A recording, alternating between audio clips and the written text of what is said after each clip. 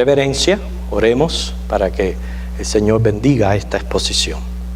Padre, es en este momento, Señor, donde queremos ser reverentes a tu voz, porque tú nos hablas.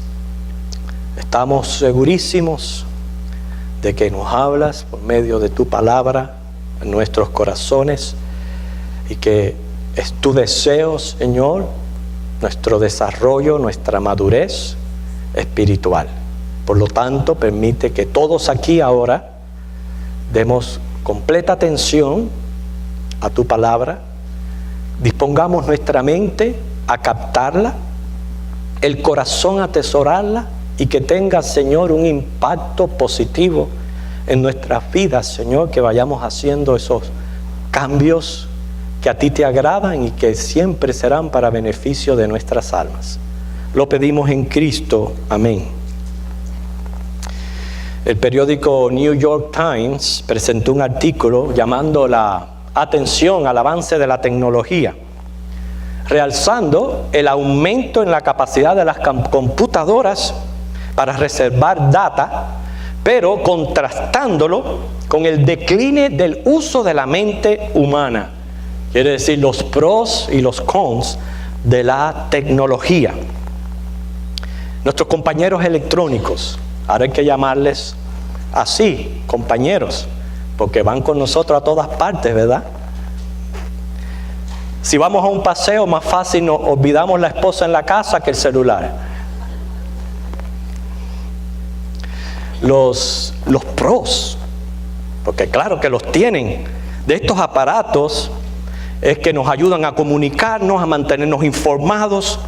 Con un solo toque ya marcan números de teléfono por nosotros, nos guían a encontrar direcciones y otras operaciones que aprendemos en el uso repetitivo. Por ejemplo, yo no me sé mi número de teléfono. Es que nunca me llamo. Pero hay veces también podemos olvidar lo de los otros, cuando estamos acostumbrados nada más que al toque de un botón. Sigue comentando este artículo que en las escuelas está desapareciendo el sistema de memorización y recitación. O sea que de acuerdo a este periódico hemos llegado a ser productos de una cultura que no refuerza el desarrollo de las habilidades mentales. ¿Cuáles son los contras o los cons de estos aparatos? Las calculadoras realizan las cuentas matemáticas. No hay que volverse loco buscando información, buscando libros, porque las computadoras proveen los datos que copiamos y transferimos. O sea, es increíble que mientras más dependemos de estos artefactos, más se corrompe la sociedad y nos volvemos antisociales. Hoy día se tienen miles de amigos en la red cibernética, hasta allá en Rusia, pero cero relación con los seres queridos. Subimos a las redes hasta las veces que vamos al baño, pero no establecemos una conversación con nuestros familiares, con mamá y con papá. Nosotros mismos usamos la pantalla, la Biblia, todo eso facilita una pronta búsqueda de los textos, pero hermanos, no hay que descartar que nos vuelven más toscos e incapaces de familiarizarnos con los libros de la Biblia y ser capaces de encontrarlo por nosotros mismos.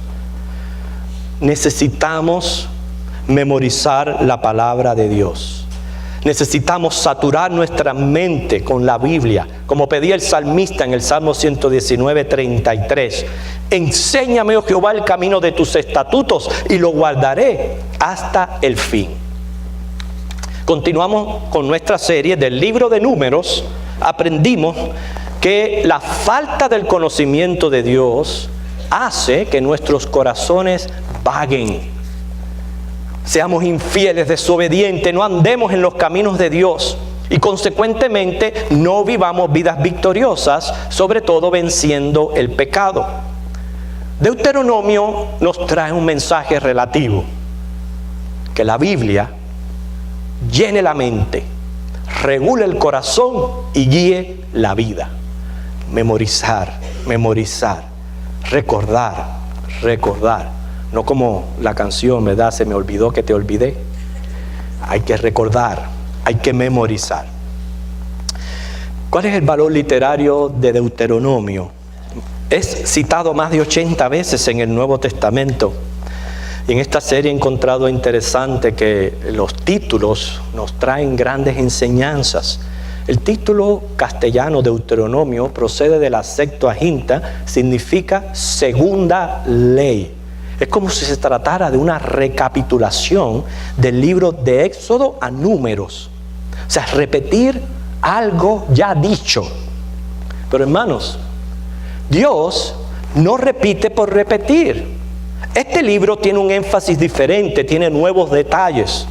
Además, que la repetición es de suma importancia.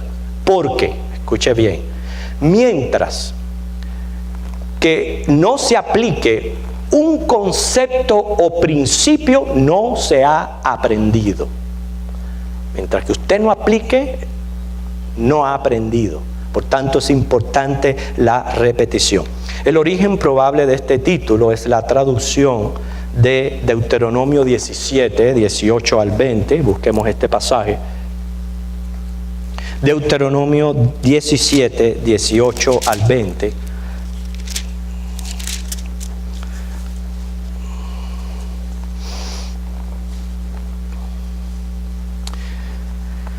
Se está refiriendo a los deberes de un rey, pero es obvio que es aplicativo para todos. Dice, y cuando se siente sobre el trono de su reino, entonces escribirá para sí en un libro una copia de esta ley, del original que está al cuidado de los sacerdotes levitas, y lo tendrá consigo, y leerá en él todos los días de su vida. ¿Leemos la Biblia todos los días, hermanos? ¿Todos los días leemos la Biblia? Para que aprenda a temer a Jehová su Dios, para guardar todas las palabras de esta ley y estos estatutos para ponerlos por obra, para que no se eleve su corazón sobre sus hermanos, ni se aparte del mandamiento a diestra ni a siniestra, a fin de que prolongue sus días en su reino, él y sus hijos, en medio de Israel. Esta copia el rey debía leerla con regularidad y obedecerla fielmente. Por eso que los traductores de la Septuaginta interpretaron la frase una copia de esta ley, que aparece ahí, como segunda ley. Pero el título en hebreo es estas son las palabras, o abreviado palabras. O sea, define con mayor exactitud el contenido del libro, que se compone de las palabras de Moisés que dirigió a Israel para motivar a este pueblo a que fuera obediente y recordarles su compromiso. Viendo el contenido, así brevemente, porque recuerden, no es un estudio, es un sermón basado en extraer la esencia de cada uno de estos libros, pero viendo su contenido, el pueblo de Israel estaba por entrar en la tierra prometida, ya el tiempo de andar deambulando por el desierto llegaba a su fin, ellos serían una nación especial para Dios, y como regalo, Dios le estaba dando a aquella tierra. Hay 66 referencias a que han de poseer y heredar la tierra. Y hermanos, así como el pueblo de Israel, nosotros, como dice Hebreos 12, del 18 al 24, al estar en Cristo, nos hemos acercado a la Canaán celestial y tenemos la promesa de ir allá. Al estar frente a la frontera de Canaán, en vista de la muerte de toda aquella primera generación que sale del Éxodo, era prescindible que conocieran la ley de Dios, porque es que si uno no conoce la ley de Dios, no podemos obedecerla, y si no obedecemos, no gozamos de su bendición. Esa es la importancia que hace Deuteronomio, ayudarnos a recordar, necesitamos conocer la palabra de Dios, concientizar, o sea, aquella nueva generación, saber quiénes eran, qué Dios esperaba de ellos, que aquello que estaban por recibir era un regalo inmerecido, como lo es nuestra salvación, que es un regalo por gracia. Que aquella tierra no era solo un lugar, sino que representaba las provisiones abundantes del Señor, su protección, lo más importante, su presencia, que es sinónimo de paz. Por eso Deuteronomio le recuerda a aquella generación el peligro de las influencias o tendencias pecaminosas de los cananeos, que no se fueran a olvidar de Dios, que no fueran a imitar a estos pueblos.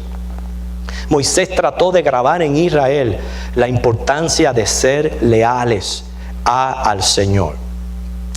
Todo esto a mí me enseña, especialmente que hay muchos padres aquí entre nosotros, que hay que inculcar a la nueva generación, hermanos, conocimiento y principio bíblico. Ese es un consejo, está en Proverbios 22:6, que instruye al niño en su camino, aun cuando fuere viejo no se apartará de él. Este libro advierte que los que rehúsan aprender de la historia corren el peligro de repetirla. Los niños y jóvenes tienen oportunidad de aprender de sus padres para no repetir sus mismos errores. La juventud es una etapa hermosa en la vida, pero un poquito, pudiéramos decir, realmente la niñez es la mejor etapa del ser humano. La juventud es preciosa porque es la belleza, la fuerza, etcétera, pero, ahí viene el pero, se distingue, y no se asombre, padre, si usted está pasando por esto, o los que tienen niños pequeños, váyanse preparando, porque la juventud se distingue por la rebelión. ¿Y sabe cuál es el campo de batalla? El hogar. No es la escuela, no, es el hogar. Ahí está el campo de batalla. No es que no amen a los padres, pero ahí están sus enemigos. ¿Por qué? Quieren independencia. El problema es que no son niños, pero tampoco adultos. O sea, por años papá y mamá les han llevado de la mano, les han dirigido en lo que tienen que hacer, se creen que ya son adultos, han alcanzado la mayoría de la edad, pero no tienen experiencia. Casi siempre los jóvenes creen que lo saben todo, pero no tienen experiencia. Por lo tanto, no hay en ellos una buena actitud a recibir consejos porque están apoyados en su propia prudencia.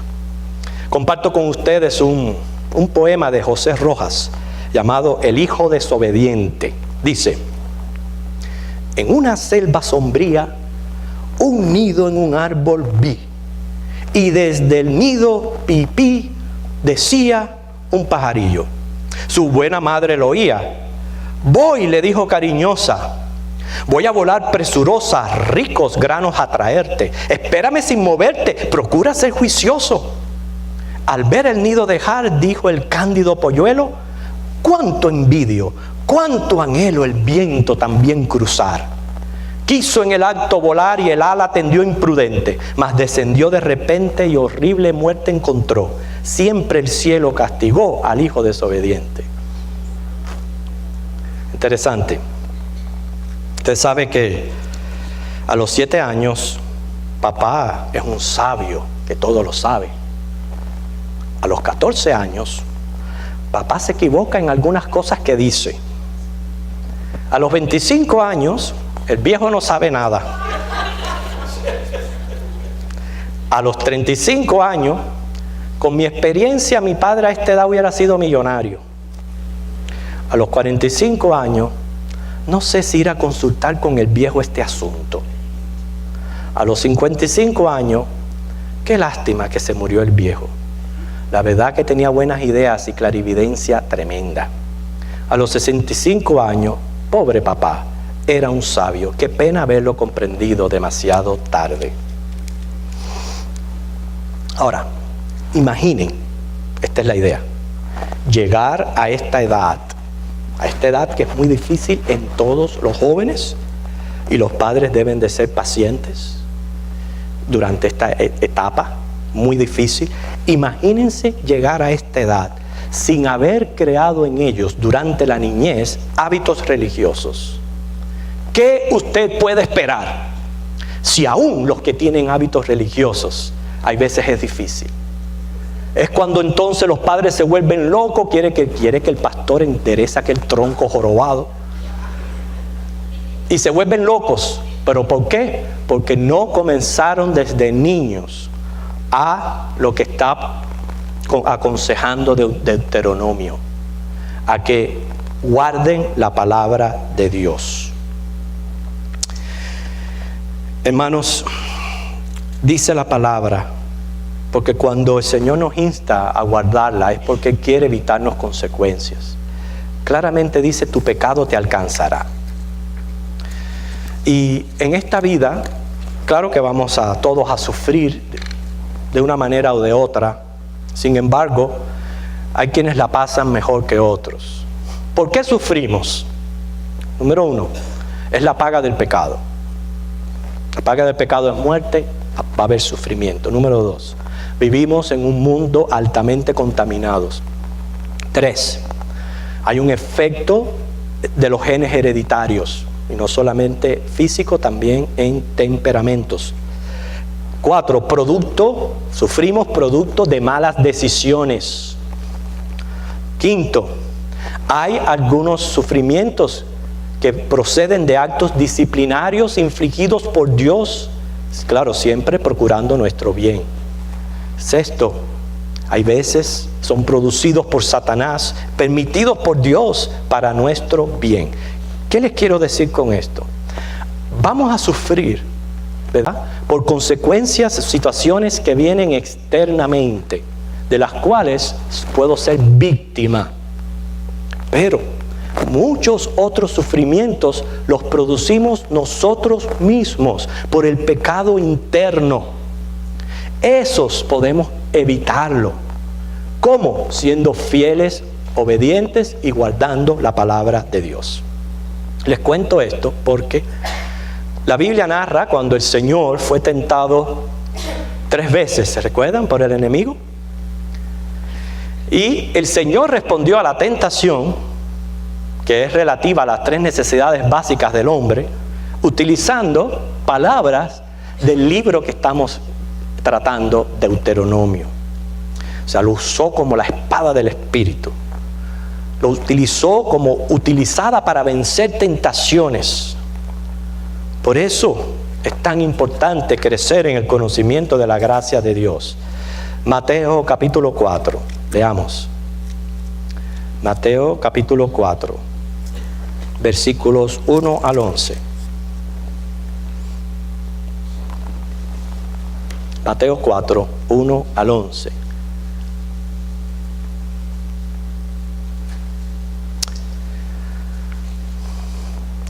Entonces Jesús fue llevado por el Espíritu al desierto para ser tentado por el diablo.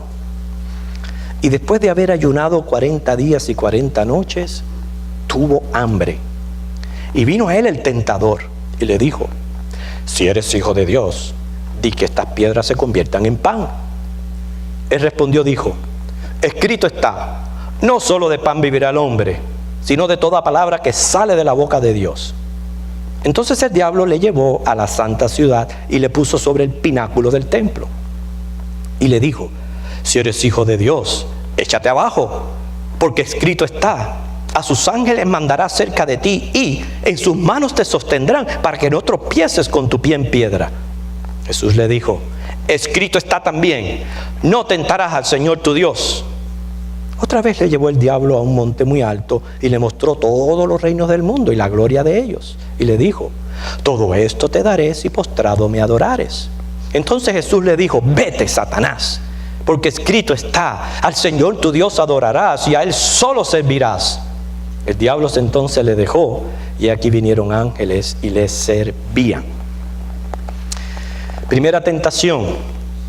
Lo dicen los versículos del 1 al 4. Desconfiar de la bondad del Padre y del cuidado paternal. O sea que se puede resumir esta primera tentación como pan sin Dios. Se va a involucrar todo aspecto de necesidad material. Todo aspecto. No solamente en lo físico, sino también lo financiero, etc. Todo aspecto de necesidad material. Cristo ya comenzaba a sentir hambre como hombre y pues era apropiado usar su poder divino para convertir piedras en pan. Mas sin embargo, Él rechazó esta oferta. Me enseña que aunque la pobreza y la necesidad extrema son gran tentación para el descontento, no se pueden usar medios ilegales para salir del problema. O sea, no hay tal pretexto que la necesidad no tiene ley. Aquí la tentación radica en la desconfianza de Dios como un proveedor bondadoso y dejar de depender de Él. Es como si dijera, yo voy a hacer las cosas por mí mismo, me las voy a arreglar como yo pueda, porque no necesito de Dios para resolver esta situación. Y hermano, eso es pecado de autosuficiencia, especialmente en que estamos en calidad de criaturas. ¿Y cuál fue la respuesta de nuestro Señor? Usó Deuteronomio 8:3. No solo de pan vivirá el hombre. O sea que la manera para vencer la tentación ante todo tipo de concupiscencia o desorden de índole material es teniendo presentes que somos seres que tenemos también necesidades espirituales, necesidades de Dios. Hay que atender, sí, las necesidades materiales, pero como dice el mismo Señor, sin dejar de buscar el reino de Dios y su justicia, sin dejar de depender de nuestro Señor. La segunda tentación, versículos del 5 al 7, que le dice, arrójase abajo desde el pináculo del templo, confiando en el poder y la protección de Dios, tiene que ver con necesidades de índole social, prestigio sin Dios. Fíjense que el diablo lo lleva al lugar más alto, prominente de Jerusalén, allá en el templo, y le dice que se lance, que los ángeles lo iban a proteger. Una manera de tentar a Dios. En estos días escuchamos de esa persona que fue mordida por una serpiente y murió, porque en su culto practican pues andar con serpientes porque el Señor los ha de proteger. Eso es tentar a Dios. Es más o menos un tipo de lo que el diablo le estaba tratando de ofrecer al Señor. O sea que popularidad, su fama iba a venir cuando él hiciera esto y la gente toda viera que los ángeles lo iban a guardar y proteger. Hermano, eso trata sobre todas las presiones sociales que hay veces sufrimos. El qué dirán, hay veces estamos más pendientes de la gente, de lo que dice la gente, de la opinión que tenga. Y si hay que negar al Señor, se niega por tal de lucir bien con la gente. Y eso es pecado. Por eso que es cierto que los ángeles han de guardar y servir al Señor, porque de hecho lo hicieron, pero no de esa manera. ¿Cuál fue la respuesta de Jesús? Deuteronomio 6:16. No tentaréis a Jehová tu Dios. Cristo no necesitaba reconfirmación de nadie, ni del diablo, ni de la multitud, ni de nadie, de su misión mesiánica. Él sabía quién era y a lo que venía. Y hermanos, así debemos de ser también nosotros. Tercera tentación es cuando le ofrece todos los reinos del mundo, la gloria de ellos, a cambio del más vergonzoso y horrible acto de idolatría. Versículos 8 al 10. Claro, la peor de todas las tentaciones. Poder sin Dios, que tiene que ver con necesidad espiritual. Fíjense que lo lleva y le enseña. Quiere decir que todo esto comienza con los ojos, con el proceso de ver. Porque cuando vemos, entonces codiciamos, y cuando tenemos codicia, tomamos. Pero debemos hacer como Job, hacer pacto con nuestros ojos. Job 3:1, y evitaremos muchas tentaciones. Cristo recibiría el reino, el gobierno. Él lo sabía. Él es Rey de Reyes y Señor de Señores. Pero no de mano del diablo. No de esa manera. Y sobre todo, cometiendo uno de los peores pecados, la idolatría. Y eso es lo que el diablo siempre trata, de que el hombre caiga en idolatría, sea con ídolos o teniendo dioses ajenos delante de él. ¿Cuál fue la respuesta a la tentación? Deuteronomio 6:13, Deuteronomio 10:20. Le dice con detesto: vete, Satanás. Escrito está: al Señor tu Dios adorarás, a Él solo servirá. Ojalá que ese versículo lo tuviéramos siempre pendiente en nuestra mente. ¿Por qué? Porque es ley fundamental y universal obligatoria, que solo a Dios se debe de adorar, solo a Él. Ojalá que lo tuviéramos siempre en la mente y que todo acto de idolatría fuera un repudio para nosotros. La esencia de Deuteronomio es repetir, repetir, repetir la ley, que recordaran, que memorizaran, que guardaran la palabra de Dios en el corazón. Porque sabemos que cuando tengamos que enfrentar las tentaciones que vengan ante las necesidades básicas que vamos a tener todo individuo, hay personas que tienen necesidad física, muchos están sufriendo por su salud. Y necesitan recordar que el Señor es su médico, es su medicina, es su doctor, es quien los está sosteniendo. Hay personas que están pasando por necesidades de índole material, financieras. Y ¿sabe qué? Van a ver las puertas de los cielos si claman y oran a Dios. El Señor no los ha de dejar. Pero cuando vienen estas necesidades, ¿cómo las vencemos? Recordando la palabra de Dios en nuestros corazones. Cuando vengan necesidades psicológicas, ya esas son las presiones sociales, de identidad, de autoestima o de sobreestima, que hay veces nos visitan esas situaciones de manera personal en nuestro carácter, también necesitamos recordar la palabra de Dios, que nos ubique en lo que somos, en quiénes somos y lo que Dios está haciendo en nuestras vidas, y que no necesitamos estarnos congraciando con la sociedad y accediendo a las presiones sociales. Pero también vienen necesidades de índole espiritual, y solamente podemos satisfacerlas en el Señor, porque hasta que un concepto principio no es aplicado, no se ha aprendido. Quiero decirles al principio del sermón, es obvio que hablé de una característica normal, común de la juventud. Todo viene por el proceso, ¿verdad?, en que todos estamos de la inmadurez, pero quiero decirle que en todo joven hay un tremendo potencial. En todo joven. ¿Saben qué? Porque nosotros también fuimos jóvenes. Ya hemos envejecido, pobrecito de nosotros, pero fuimos jóvenes. Muchos nos dicen que no han envejecido. Así que siguen en la eterna juventud. Amén. Pero en todos los jóvenes hay un tremendo potencial. Y yo quiero terminar con esta ilustración que me ayudó mucho. Una buena cosecha requiere de una buena semilla, un buen abono y un riego constante. Cuando alguien cultiva la tierra, no se para frente a la semilla sembrada y le grita: crece, crece, crece. ¿Verdad que no? O si la planta ha comenzado a brotar, no la jala para que hacerla crecer. En otras ocasiones yo les hablé de mi famosa mata de naranja agria, que con mucho amor me regaló y me sembró mi hermano Oreste. Hermano, ya ha empezado ya a germinar, ya ha empezado ya a enverdecer, pero le ha costado mucho tiempo. Bueno, el bambú japonés no es apto para impacientes. Se dice que durante los primeros 7 años, no se ve señal de nada, al punto que cualquiera estaría convencido de haber sembrado algo infértil.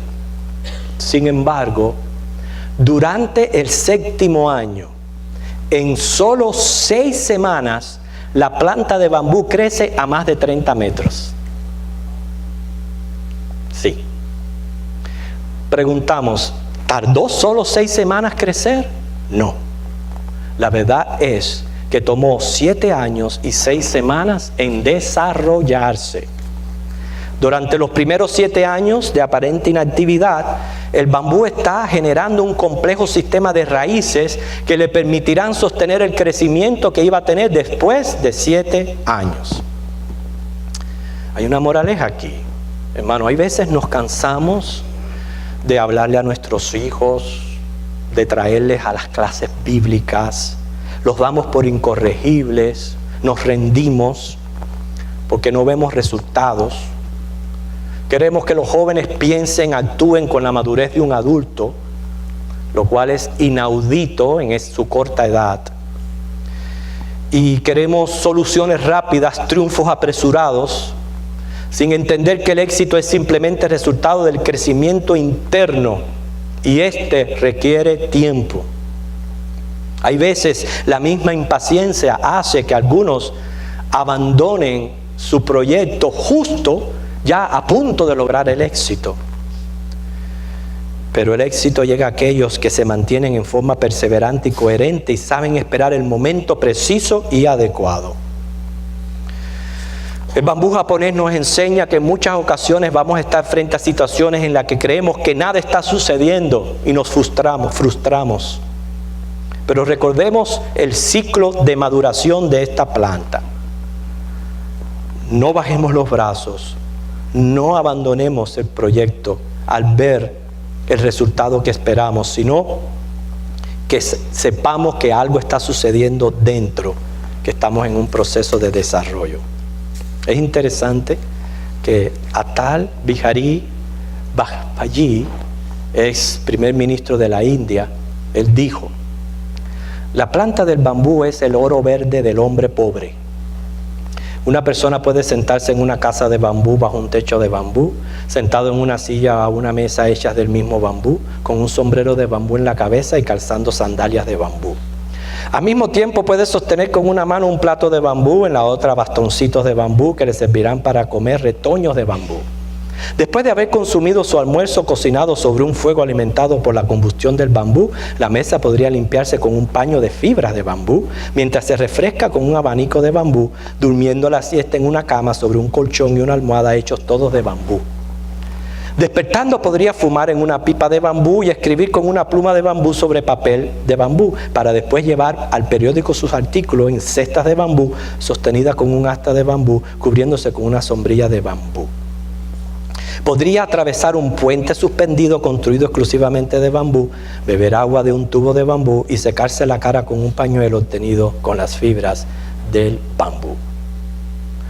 Hermano, toda esta ilustración simplemente es para recordarnos, ya con esto yo voy a terminar, las palabras de Isaías.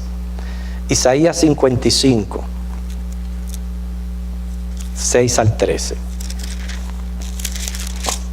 Isaías 55, 6 al 13.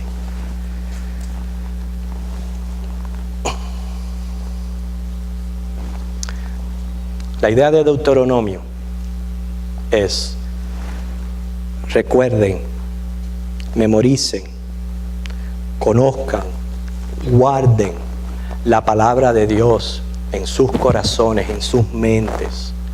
Es lo que los va a ayudar a triunfar en el momento preciso y adecuado. Créame, eso que estamos sembrando un día va a germinar. Quizás no estamos viendo los resultados ahora mismo, pero un día va a suceder. ¿Por qué? Porque dice el Señor en Isaías 55: buscad a Jehová mientras puede ser hallado, llamadle en tanto que está cercano. Deje el impío su camino, el hombre inicuo sus pensamientos. Vuélvase a Jehová, el cual tendrá de él misericordia, y al Dios nuestro, el cual será amplio en perdonar. Porque mis pensamientos no son vuestros pensamientos, ni vuestros caminos mis caminos, dijo Jehová. Como son más altos los cielos que la tierra, así son mis caminos más altos que vuestros caminos, y mis pensamientos más que vuestros pensamientos.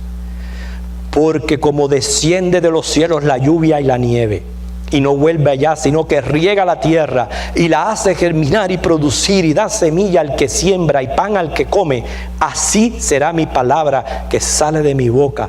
No volverá a mí vacía, sino que hará lo que yo quiero. Será prosperada en aquello para que la envié.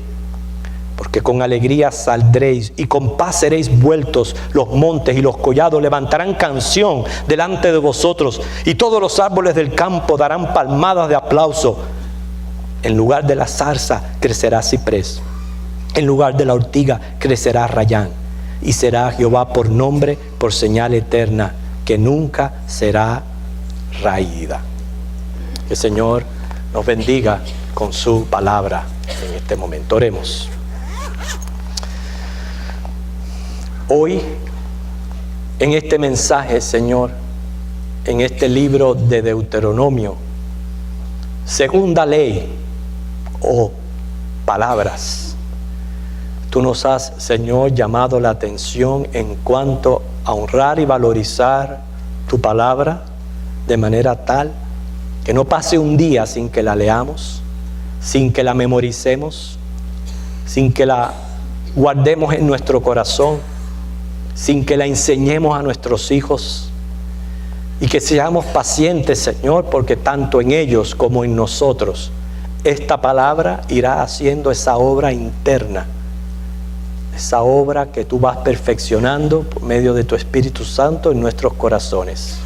Que no seamos impacientes, que demos tiempo, Señor, a ese proceso de desarrollo y de madurez. Sin embargo, tú nos instas a ser diligentes, a poner nuestra parte, nuestro esfuerzo, nuestra responsabilidad, de que ya que tenemos tu palabra, que no seamos negligentes y la abandonemos. Haz esta obra en nosotros, lo pedimos en Cristo Jesús. Amén.